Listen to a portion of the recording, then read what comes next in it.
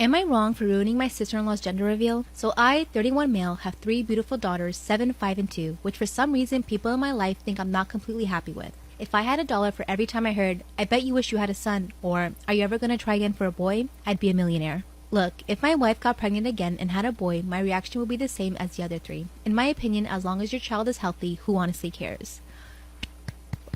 Props to this dad. I never hear guys talk like this. It's so refreshing to hear. The worst and most annoying people towards my wife, give me a son, are my sister-in-law, 29, who has 4 boys and now pregnant with her 5th child, and my mother-in-law. Last Sunday, we were at my mother-in-law's for Sunday lunch, and my sister-in-law said after dessert to come out to the back garden as they had a balloon to announce the gender of their new baby. Well, long story short, she's having another boy. After everyone congratulated her, she made her way to us and said, "I bet you wish just once it would be blue for you guys," then turned to my wife and said, "It's never too late to try again." It royally pissed me off because my oldest was in earshot. I turned to her and said, "Well, actually, Alice, I wouldn't give one of my daughters dirty socks for what boys were in Europe, and the fact that you base your love on your child's gender says a lot about you as a mother. I don't need a son, so I suggest you take your advice and stick it." She stuttered for a second and then burst into tears, saying I was putting her and her kids down. The mood was ruined, and after that, we left. Since then, my in-law said she deserves an apology, and it's been a long-running joke, so I shouldn't have driven my sister-in-law to tears. Wait, what is it called? Can't take what you eat what you dish? Can't take what you dish? I can't remember the saying. Storytime about how my fiance cheated on me with my niece who's 18 years old. Disclaimer, this is not my storytime, I sent me on Instagram. My fiance and I have been together a total of 3 years. We got engaged exactly 1 year ago. When we first met, he was totally obsessed with me. He begged me to go out on dates with him, but I never said yes. We met through friends, and my friends ended up giving him my address. So this man would send me gifts every single week. It started out with flowers, then he would send me champagne, then he started sending me designer bags. When I told my parents all of this, they were really impressed by his wealth. And ultimately, they convinced me to call him and thank him for the gifts. And when I did that, he begged me to go on a date with him. I was scared of being impolite, so I said yes. But looking back, I should have listened to my instinct and not gone on the date. We went on a total of 3 dates. And after that, he started talking about marriage. I told him it was way too soon and that I didn't even know if I had feelings for him. But of course, he insisted for months. My parents really pressured me into saying yes to being his girlfriend, so I did. After 6 months, I was finally starting to feel something for him. Here are a few reasons why I never really liked him. He was rude to all of the waiters and servers at restaurants. He talked bad about his mom and his friends to me all the time, and he would constantly talk down to other women. But like I said, finally, I was starting to like him a little bit. He asked me to marry him and everything was fine, up until he met my 17-year-old niece. He started buying her designer bags and cell phones. Part 2 is up.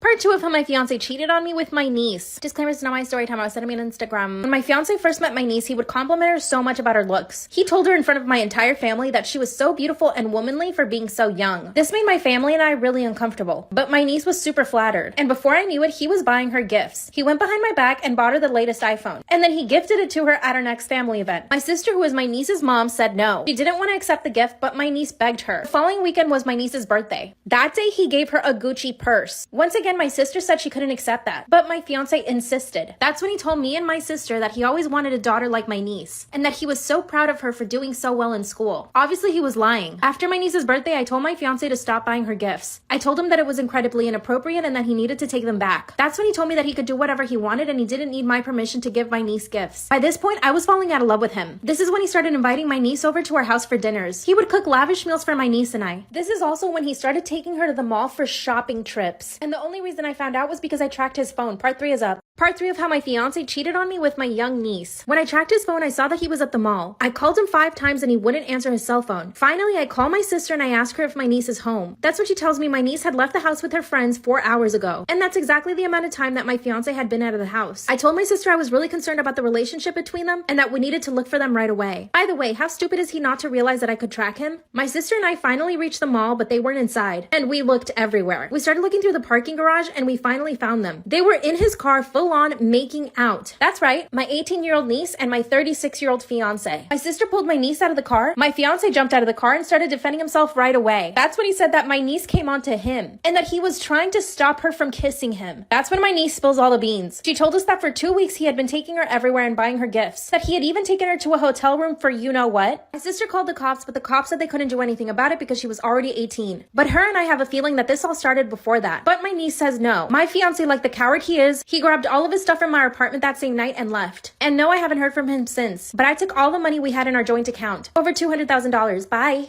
Story time about how my dad found out that I was a stripper.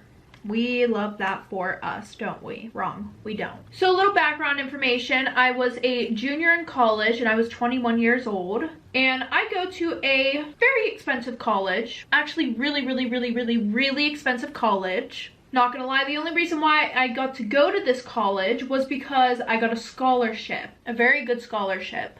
Now, being that I am going to such a good college, I feel like I have a lot to prove to everybody. Because I was always the straight A student and, you know, I was kind of held to very high standards because my brothers really never did anything with their lives, of course. So everything was put on to me. Well, with that being said, the little coffee shop job I had just was not cutting it anymore. Every time I would go out, I would find myself spending what felt like a ton of money, but in reality, $40 isn't a lot. I was just broke. But then I got what felt like the opportunity of a lifetime. We're gonna call this person my, quote, guardian angel, okay? Because this person saved me from a shit ton of debt and my future. So me and a couple of my friends were walking the one night to a local bar that we usually go to, and we run into this group of people. And that's where I met my, quote, guardian angel. Well, her and I really hit it off that night, and I pretty much told her about everything that was going on, including about how my life was really shit growing up. My parents were super strict, especially my dad. And then I told her that I was actually super broke and really had no money. She looked really surprised at first, as does everybody when I tell them this, because I carry myself a certain way. Like, this girl really thought that I was a trust fund baby or something. Sadly, I was not. And then she said to me, "Oh, well, can you dance?" Now, I had took a few ballet classes when I was younger, so I'm like, yeah, I can freaking dance, you know, like,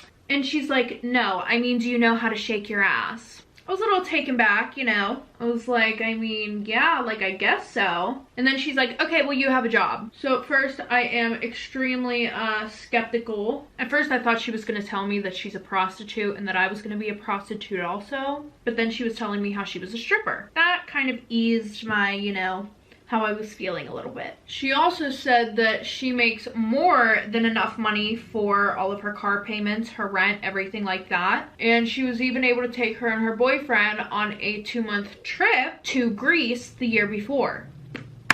Girl. So at this point, I am way more interested than I was before. But I also had a strict ass dad, and I really had to think on this.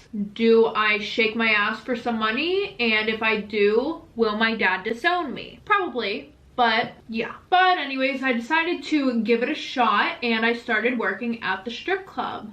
But honestly, it was probably one of the best decisions I ever made. For the next 6 months, I was making literally bank from working at the strip club. Now, obviously, you know, I had bad nights and everything like that, but still, it couldn't compare to working at that shitty ass little coffee shop. And you know what? I actually eventually started to enjoy working there way more than I thought I would. Well, my 22nd birthday rolls around, and this is around when I thought my life was over pretty much. Yeah, we'll just say that. So this is whenever my strict ass family thought that they would come to my college and surprise me for my birthday. How sweet of them. I'm joking. It's actually fucking annoying. So it was my dad, my 2 brothers, and my mother, of course. So here's the issue. They came down a day early to surprise me, I guess. And boy, did I get a surprise. The hotel they were staying at was right across from the club. But you know what? Not too bad, you know. Not like my strict God-worshipping father was literally staying right across from where I worked. Well, the night before my birthday, I'm at the club. I'm about halfway done with my shift, in the middle of dancing all over a fucking pool, trying to make money. I have to fake an injury. Why do I have to fake an injury? Only because, you know, I look up and I see my father.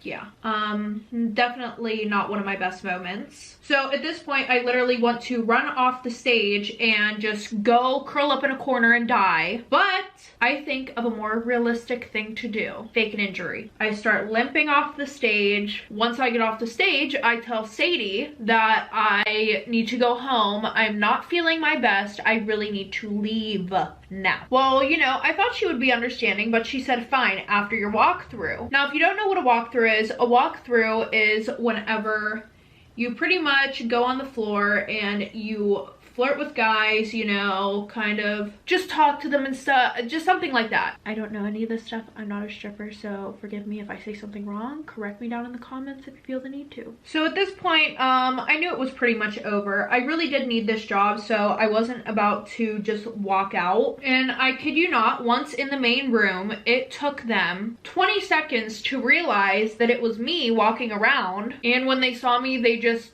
left. Like, they ran out of the place. They did not want to be there. And I was like, okay, like, what the fuck? I really thought I was in a dream, because in reality, I thought my dad would have dragged me out of there and beat my ass and left me on the curb, but that's not what happened at all. So I'm kind of shook. Well, then the next day I wake up to a knock on my door, and I definitely did not think it was my dad, because I thought that he would never want to see me again. You know, his image of his perfect little angel was ruined.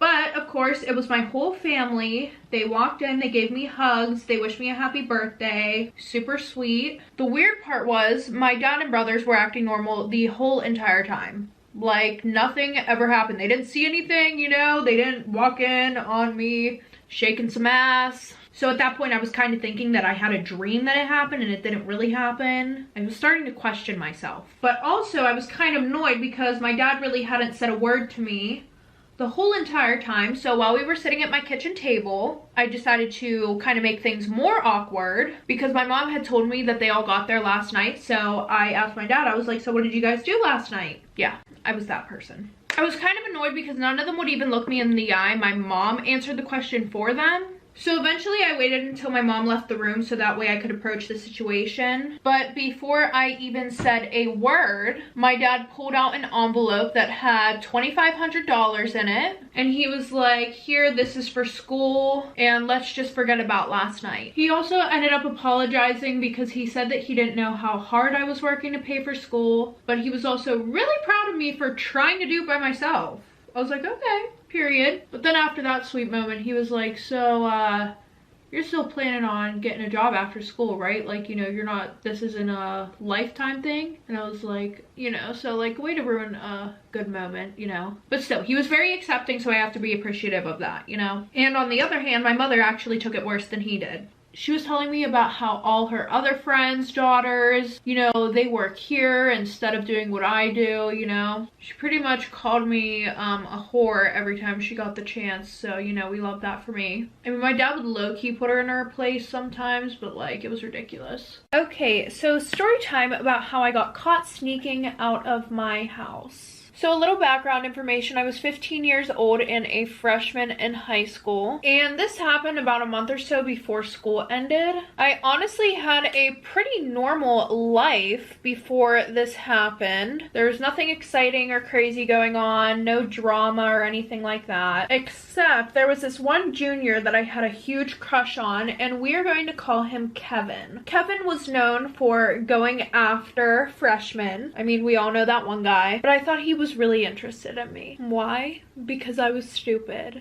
Yeah. Well, with that being said, I was never really allowed to see Kevin because my mom was extremely strict since she had my sister whenever she was 17. I was never really allowed to see him outside of school unless like we were in a big group of people or my mom just didn't know that he was going to be there, or any guy for that matter. So like I said, she had my sister whenever she was 17, so she would never let us go out with boys, be out after dark. She was just super protective. Like, we weren't even allowed to sleep over at our friends for a whole weekend. We were only allowed to sleep over one day out of the week at a friend's house. I felt like I was living in a prison, which I pretty much was, but you know. On the other hand, my dad didn't really care what my sister and I did as long as we weren't like, you know, doing meth on the curb. He didn't care, but he would always agree with my mom because, as he always says, happy wife, happy life. So whatever my mom said kind of, you know, was the overall decision. The worst part was I wasn't even the one that my mom needed to be worried about. My older sister was way worse than I was. And she didn't even care whenever she would get in trouble. So it was like, I don't know, maybe they just didn't want me to be like her. Well, with that being said, Kevin invited me to a party that he was throwing. And of course I knew that I could not tell my mom, or else I would probably be grounded for even asking her if I could go to a freaking party. So what did I decide to do? I decided that for the first time in my pubescent life, I would be a little bit rebellious and sneak out to go to this party. So I invite my friend Anna over and I tell her about the whole plan. And the plan was I was going to sneak out of my house whenever my parents were asleep. That's kind of like the most classic thing you could do when you're sneaking out. I may or may not have looked up a few YouTube videos on how to sneak out, but you know. Anyway, so my bedroom was right above the garage roof, so I decided that I would climb out my window, jump onto the roof, and then jump down, and we would run over to an Uber that was parked at my neighbor's house, because sadly I could not drive. The plan was honestly just like perfect. So Wednesday, I decide that I need to find something to wear because the party was on Friday. I really never been to a high school party before, but I also wanted to make sure that this outfit would be hot enough to get the attention of Kevin. Well, eventually I find something that I think will work, but of course, as I am trying it on, who barges in my room without knocking? My mother. I literally had no privacy in that house and it was ridiculous.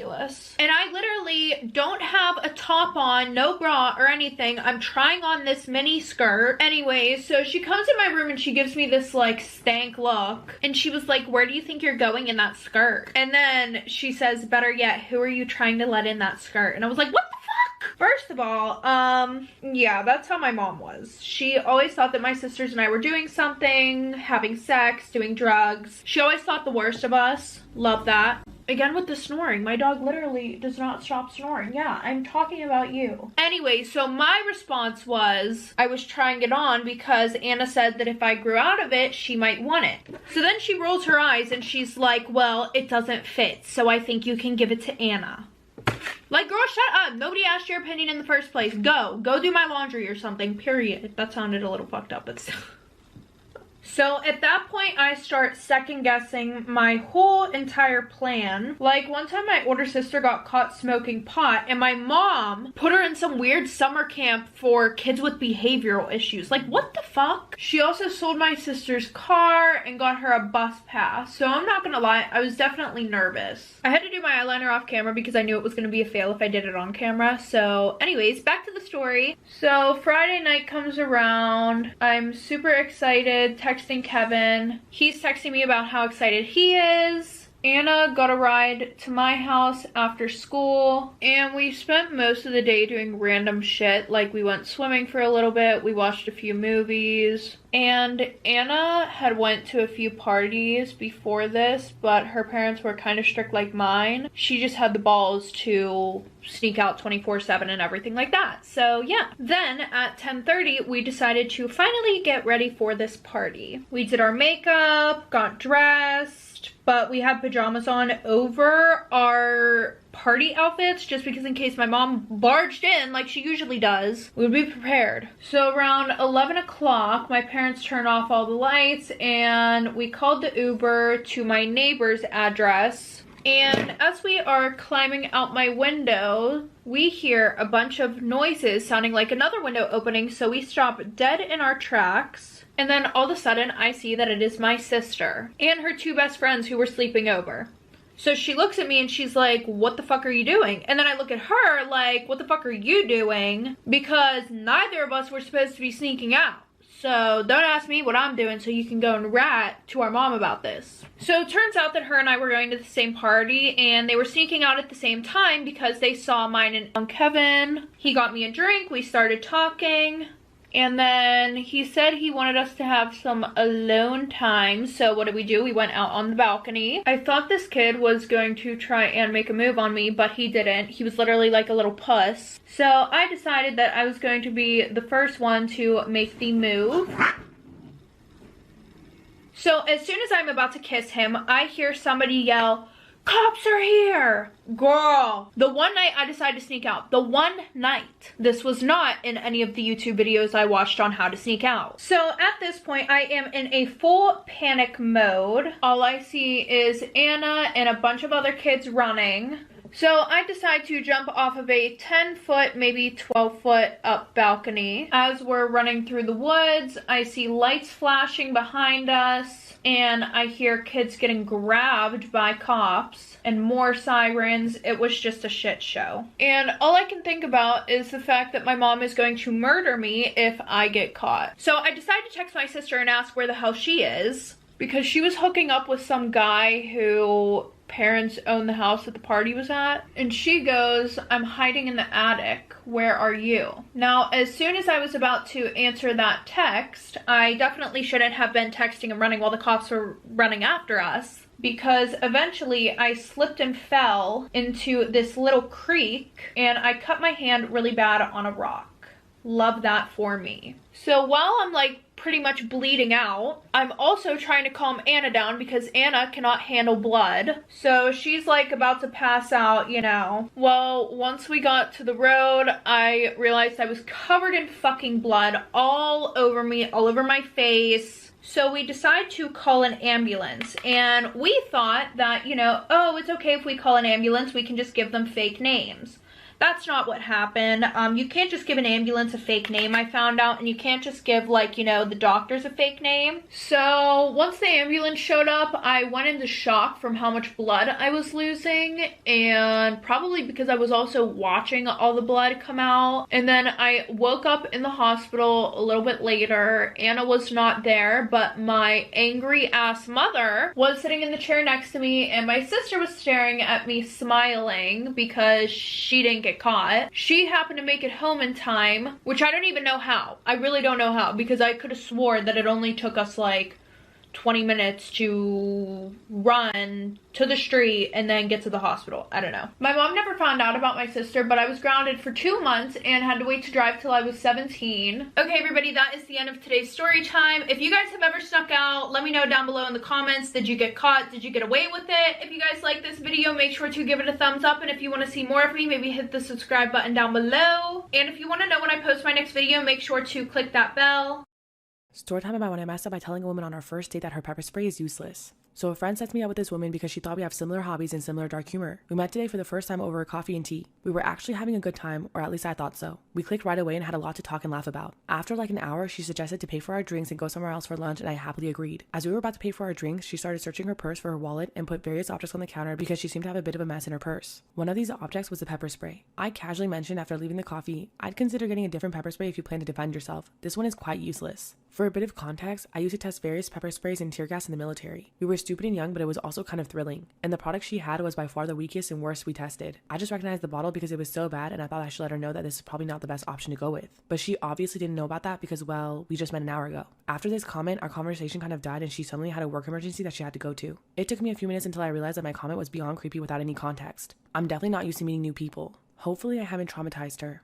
I sustained very bad injuries to my face this month. I'm in the stage of healing when the scar tissue has formed, but it's still very tender new skin. I'm going to have very obvious facial scarring for the rest of my life. The injury starts about an inch above my hairline, goes down over my eyebrows, so on that part, hair will not grow. It continues down my cheek where it's the deepest. I'll probably always have an indentation in the fullest part of my cheek. Then it continues to my jawline. In some ways, it's okay. I'm happy it's just cosmetic damage. My friends are super reassuring, telling me how badass and sick it's gonna look. They say I'm still hot as ever, now a little more sexy and mysterious. But in some ways, it really sucks. I know I'm always gonna be seen first as the girl with the scar, and it feels especially bad when people look at me differently. This week, I had to fly home for a family thing. It was a plan I made long before my injury. I wasn't really looking forward to the pity or people making a big deal of it. I'd rather it not be acknowledged. I'd also met with my dermatologist who said I was at the stage of the scar tissue formation that I no longer should be dressing the wounds. The skin was healing and instead I needed to be applying topical cream and Vaseline to keep the site clean and moist. It also looks a bit ugly. The building scar tissue is very red and tender, and with Vaseline over it, looks slick and shiny. So I get on this flight. I have the window seat and I put my headphones on and drift to sleep when the plane is still boarding. I wake up to this kid, maybe 4 years old, sat next to me, throwing a tantrum. I didn't catch the first part of it and I honestly couldn't understand what he was yelling about. His father said to me, "Can you cover that injury?" I said that my dermatologist recommends that I don't, so no, I don't think I will. He started snapping at me saying, "There is no need to be so rude. That injury is graphic and it's scaring my little one." I said, "This is my face. The only damn face that I've got. It sucks being told I'm so ugly that I can't show my goddamn face in public." He started to backtrack saying, "Just until it's healed." And I said, "It'll always be with me. Maybe teach some fucking compassion and respect instead of telling a girl half your damn age what you think about her face. That's rude."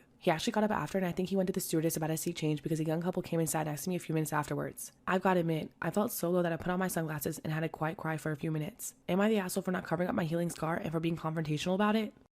Am I the asshole for telling my wife the lock on my daughter's door does not get removed until my brother-in-law and his daughters are out of our house? My brother-in-law Sammy lost his home shortly after his divorce 10 months ago. He moved in with us and brought his twin daughters Olivia and Sloane 18 with him a couple of months ago. His sister, my wife, and I have one daughter, Zoe 16, and she and her cousins aren't close but get along fine. Olivia and Sloane have no respect for Zoe's privacy, none. They used to walk into her room and take everything they get their hands on. Makeup, phone, accessories, clothes, school laptop, etc. Zoe complained a lot and I've already asked the girls to respect Zoe's privacy and stop taking things. My wife and Sammy saw no issue with this. After all, they're girls and this is typical teenager girl behavior. I completely disagree. The last straw was when Zoe bought a $60 MAC makeup kit that looks like a paint set that she saved up for over a month, and one of the girls, Sloane, took it without permission and ruined it by mixing shades together while using it. Don't know much about makeup, but that's what Zoe said when she found the kit on her bed and was crying. I told my wife and she said she asked Sloane to apologize, but I got Zoe a lock after I found out she was moving valuable belongings out of the house because of this incident. The girls were extremely upset.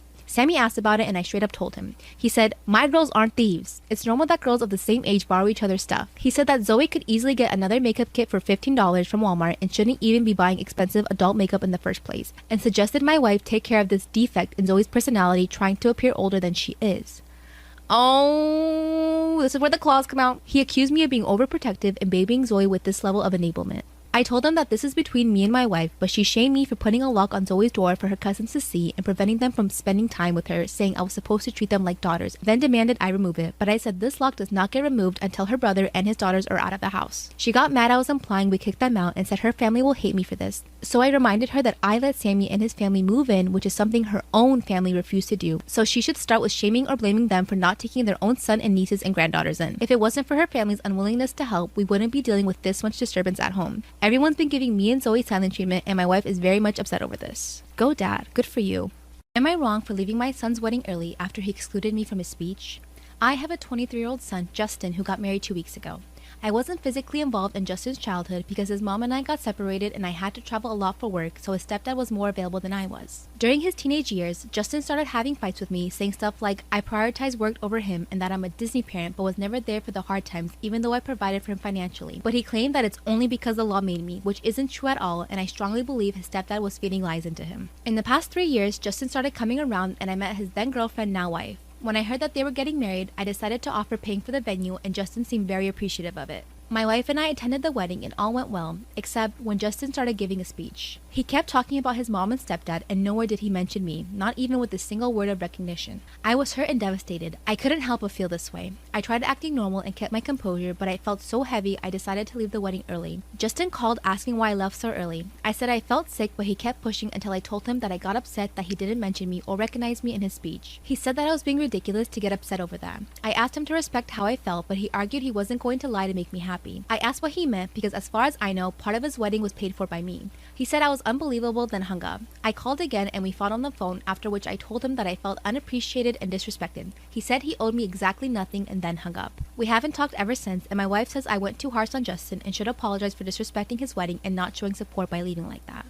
Am I the asshole for banning my sister from seeing my daughter after she took her to a Tinder date's house? Me, 25 female, and my sister, Lexi, 26 female, have a pretty good relationship. Lexi is also pretty close to my daughter, Emily, 4 female. Lexi has babysat Emily several times over the years, and there's never been a problem. A couple of days ago, my boyfriend and I were going out to celebrate our 2nd anniversary. Lexi offered to babysit for us, and everything seemed to be set up. My boyfriend and I were planning to be gone for about 8 hours. Unfortunately, about 4 hours into the outing, my boyfriend started to get a migraine. I decided to just drop him off at home so he could relax. I sent Lexi a text telling her I was on my way home early. After I got home, I noticed that Lexi's car wasn't in my driveway. I went inside and called out for Lexi and Emily. They were nowhere in the house, so I immediately called Lexi. After I called her 4 times, she finally picked up the phone. I started yelling and demanded to know where the hell she was. She said we would talk after she got back to the house. About 20 minutes later, Lexi and Emily showed up and I put Emily to bed. After she was sound asleep, I exploded on Lexi and told her to start talking. She told me that she was chatting with a random guy from Tinder and he asked her to come over. She said that she knew Emily would just sleep the whole time, so she agreed to come over. She said that everything was fine. Emily just ate some snacks and went to sleep in the guy's spare bedroom. I completely lost it. I cussed her out. I asked her how she could do something so reckless. She got mad and told me it wasn't a big deal. She would never let anything happen to Emily. I told her that she had no right to take my daughter to a random guy's home. She said that she can read people, and she knew that this guy wouldn't hurt anybody. I told her that she's nuts and she put my daughter in God knows how much danger. I told her I can no longer trust her and that I never want to speak to her again. I also told her that she's never allowed to see Emily again. She started crying and saying that I'm overreacting to the whole thing. I told her that I paid her to protect my daughter, not endanger her so she could go have fun. She continued to cry and beg, but I eventually kicked her out. My mom says that even though Lexi messed up big time, I still overreacted. My mom says that I should reconsider separating Lexi and Emily because they're family. Am I the asshole? Am I the asshole for making my wife think our son was missing? My wife has a horrible habit that I discovered 2 months ago. We were ordering lunch on the subway and I told her to pick the location that has a drive-thru. That way we don't have to go inside and take the baby out of the car. She told me it's not a big deal to leave the baby in the car and pick it up really quick. I had no idea she ever did this. I said I wasn't comfortable even for a minute and she told me she's been doing it since he was born. I was floored. We don't live in a horrible area, but it's also not super safe either, and I told her to never do this again. She told me she never thought about the potential dangers and that she would stop doing it. Well, yesterday I spotted her car at a gas station near our place. Am I the asshole for making my wife think our son was missing? When I got there, I was furious to find our son in his car seat and the car wasn't even locked. I decided to take my son and put him in my car. I then drove to the other side of the gas station parking lot and waited for my wife to come out. It took 6 minutes, and when she saw he was gone, she looked stunned and started frantically looking around and crying. When I saw her pull her phone out, I pulled around to her. She looked extremely relieved to see our son, but then quickly turned to anger, asking me why I took him and did that to her. I said she needed to learn her lesson, and she promised to stop leaving him in the car. It was so easy for me to take him. No one else at the gas station even noticed. She called me cruel and psychotic and is wanting an apology. Am I the asshole for donating my ex's things to Goodwill? My 28 male boyfriend and I, 32 female, broke up over Halloween weekend. We were together for 2.5 years and had lived together about 2 of those years. He moved out November 2nd, but not all of his belongings were able to fit in his car. He was planning on gathering the rest of his things a few days later, but before then I had decided to cut off contact with him. Before I did so, I called to tell him that he needed to get the rest of his things that weekend while I was away visiting family out of state. He agreed, but whenever I came home, I was annoyed and not surprised to see his things were still at my house. I then decided to wait a few weeks to see if he made any efforts.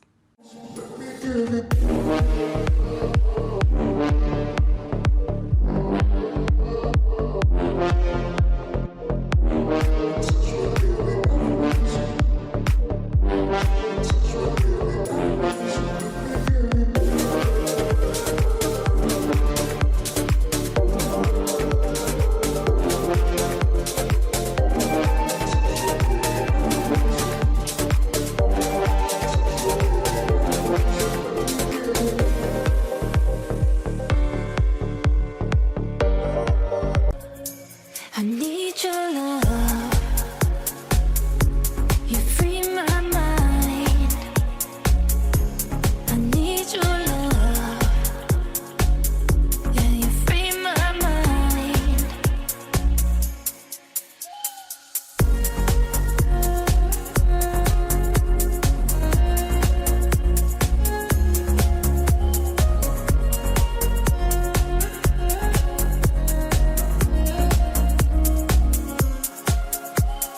We could be miles away.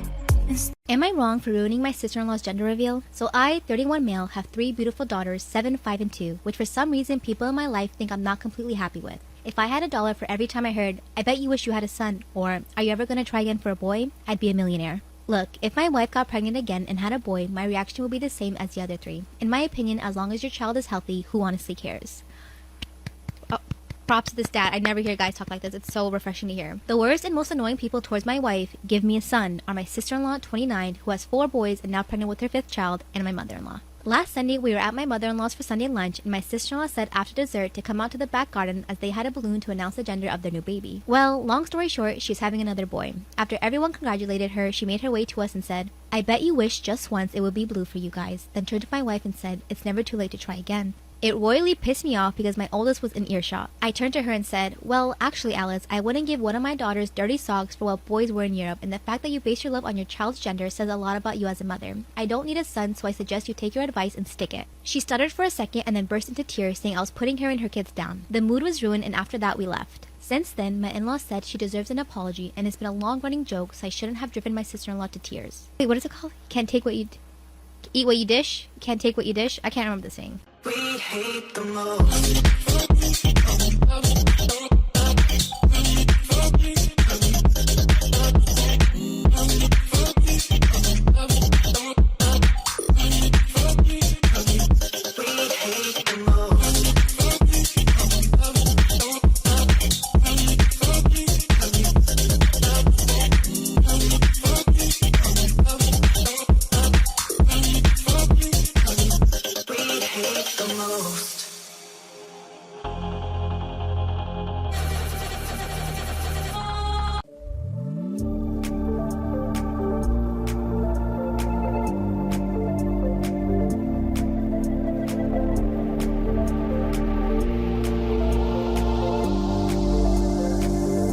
You got me going crazy, crazy, yeah. You got me going crazy. You got me going crazy.